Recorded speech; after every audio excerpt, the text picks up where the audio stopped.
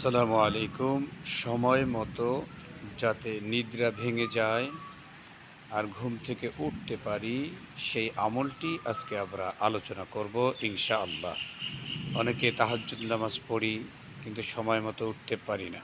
একটি আমল করলে আপনি সঠিক সময় তাহাজ্জুদের ওয়াক্তে আল্লাহ তাআলা রব্বুল আলামিন আপনাকে উঠিয়ে দিবেন। সময় মতো নিদ্রা ভঙ্গ হইবার আমল।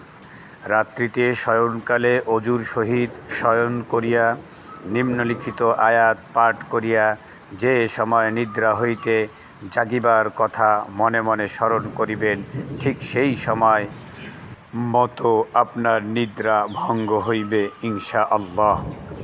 এই আয়াতটি পড়বেন।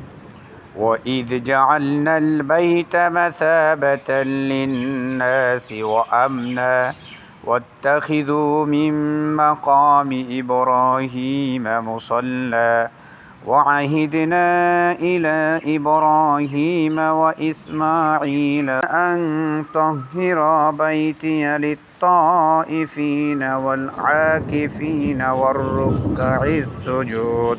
বাংলায় উচ্চারণ দেওয়া হয়েছে। আল্লাহ তাআলা রব্বুল আলামিন আমাদেরকে এই আমলটি করার তৌফিক দান করুন, আমিন।